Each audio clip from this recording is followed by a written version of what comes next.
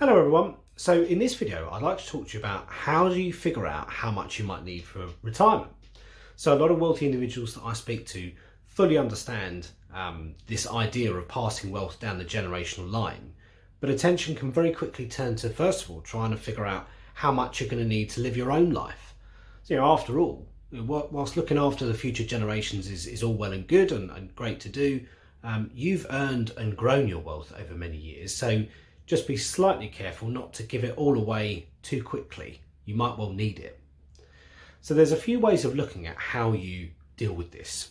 And a big part will also depend on the kind of pension arrangements that you've got, as well as the capital that you've got at your disposal. Now, a good financial planner will be really of great assistance here. There's one tool that they use, which is called a cash flow analysis. And that can show you essentially what it says on the tin. So any periods of excess or shortfall, and you can kind of use that to plan backwards. But with my investment hat on, here's how I look at this quite tricky question. So one thing I look at is what's called the retirement curve.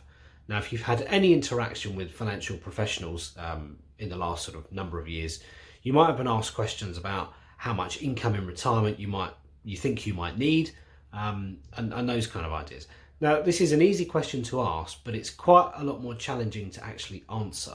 And something that I've observed when looking after clients' investments who are quite early into their retirement journey is this whole thing that I call the retirement curve.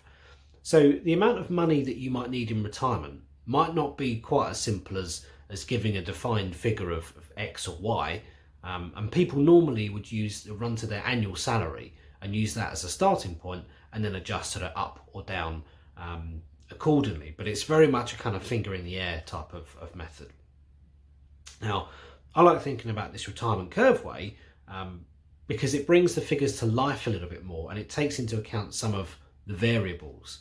So when you've just retired, hopefully you're still physically able to do all of the things that you want to do. So for example, travel, excluding COVID, to kind of any exotic places or family skiing holidays, anything of that kind of like. You're also more likely to spend things on, say, cars and home improvements.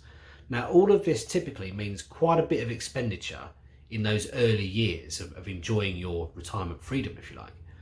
But as the years pass, that spending pattern can calm down a bit. So travel tends to be less, life normally tends to become a bit calmer, and quite often people fall into a bit more of an established routine. And this can all mean that the level of cash or level of income that you spend on a regular basis can fall quite a bit from the highs of those relatively expensive early years. And then finally, later into retirement, we can often see a bit of a rise in income. So for things like care fees, adjustments to your home, any domiciliary care, those kind of things come into play. Now, not everyone will need care, but of course, as we live longer, the likelihood of needing some kind of assistance does tend to grow. So the next thing I would talk about is just this whole concept of retirement and giving it away. So because of this whole retirement curve effect that I've mentioned, you should think carefully about how you look at giving your wealth away, either in the years immediately before retirement or in those early years of retirement, so probably the first 10 years. They can be your peak retirement spending or consumption years. The next point I'd look at is investment returns and how that affects you. So this is another factor to take into account, and it's in the investing world, this is what we call sequencing risk. So if your pension income is of the final salary or defined benefit variety, then your main risk factor might be the financial health of the pension scheme itself and its ability to keep paying your pension.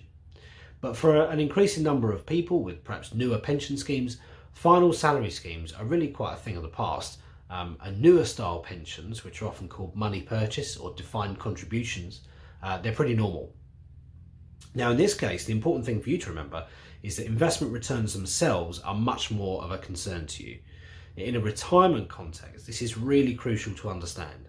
So if you're taking an income from your defined contribution style pension, that first decade can often be really key as to how long that pension fund is going to last you.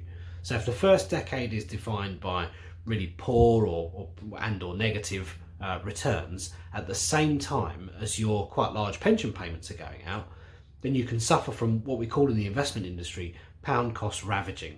So this is where the effect of your pension income being paid out at the same time as the fund value falling, it just compounds the damage done by poor investment market returns. And then of course, when that market rebound inevitably comes, which it will, it may not always feel like it, you've got less capital with which to benefit from that rise in asset prices. So your ability to bounce back to higher levels of capital can be quite compromised. Now the opposite, however, is also very true, in that if that first decade of your retirement sees really quite high or unexpectedly high investment returns, then you might find that the pension will actually last quite a bit longer than first thought. Now all of this can play into your thought process about how much capital you've got at your disposal versus how much you're likely to actually need. So there was quite a lot to cover there. I really hope that this has been of use to you. And as always, please do like, comment and share if you found this useful. Thank you.